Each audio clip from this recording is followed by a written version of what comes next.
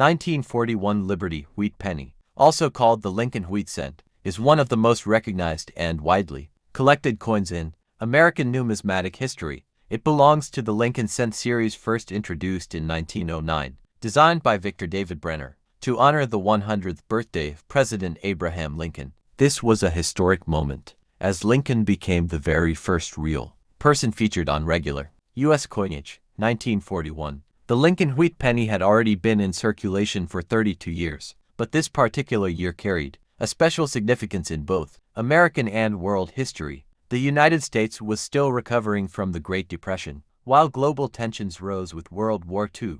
The year 1941 would be remembered for the devastating attack on Pearl Harbor, which drew the U.S. into the war. In this context, the 1941 penny became not just a piece of currency but also a symbol of resilience. During uncertain times, the obverse front of the 1941 penny features a detailed portrait of Abraham Lincoln facing right, with the inscriptions. The reverse back carries the classic wheat ears design, which gives the coin its nickname, the wheat penny.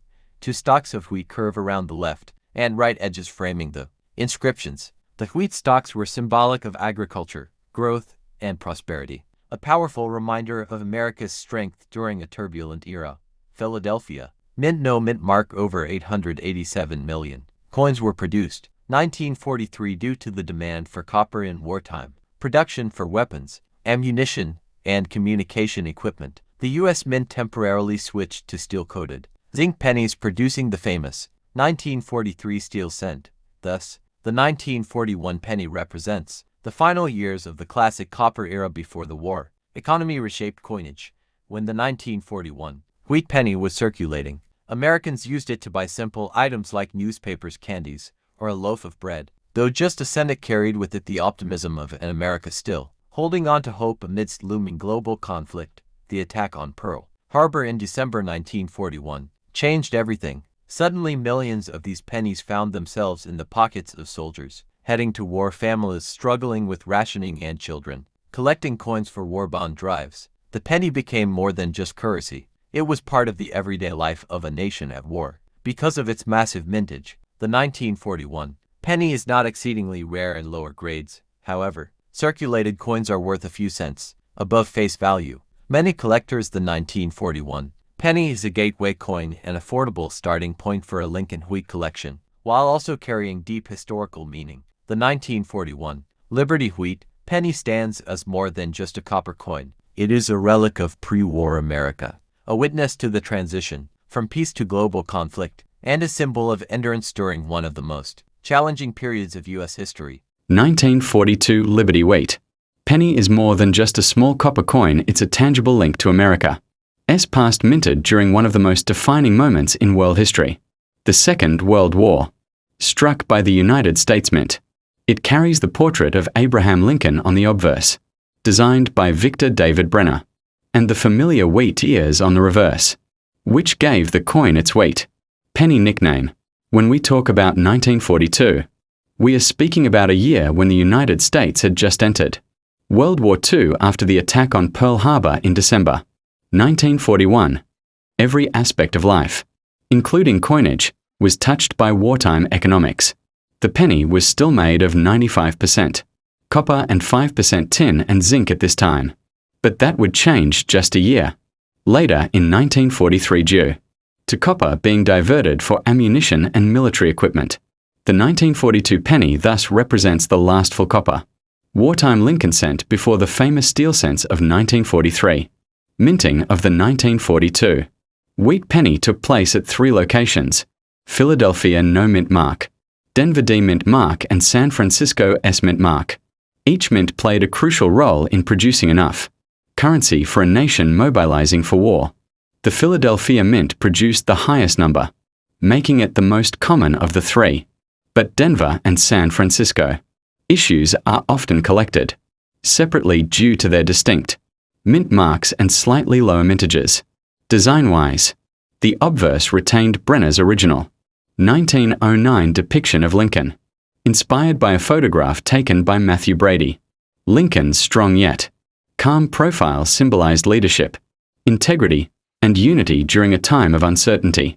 The reverse, with 2 wheat ears curving inward, represented prosperity and agricultural abundance, essential ideals for a nation, supplying both its citizens and its allies during wartime. The copper used for these coins in 1942 came partly from recycled scrap, including unused ammunition casings. Even though the transition to steel cents had not yet happened, the mint was already experimenting with alternative materials for the following year. Some extremely rare transitional errors from 1943 and 1944 exist because of leftover copper planchets from 1942, making them among the most valuable coins in US history. In circulation, the 1942 penny was an everyday workhorse. It passed through the hands of factory workers building tanks, farmers growing wheat for the troops, and families on ration supplies. Each coin was a silent witness to the war effort. Young collectors in the 1940s often started their hobby by pulling wheat pennies like this from pocket change, sometimes not realizing their historical significance for collectors today. The 1942 wheat penny's value depends heavily on condition and mint mark.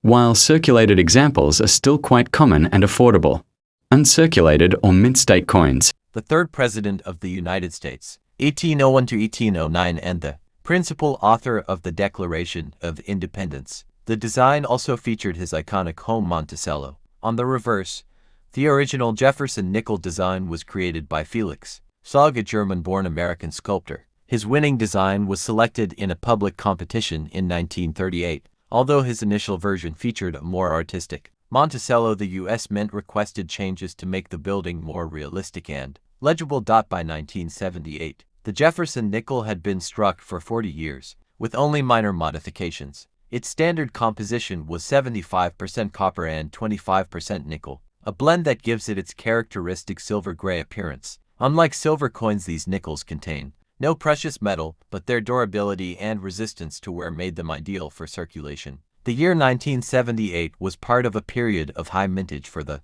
Jefferson nickel. The U.S. economy was experiencing inflation and rising coin demand, so the mint struck hundreds of millions of nickels to meet circulation needs. This was before the 2004-2006 westward journey nickel redesigns, so the original Schlag design was still in use. The outburst features a left-facing portrait of Thomas Jefferson. His facial features are sharply detailed, with inscriptions.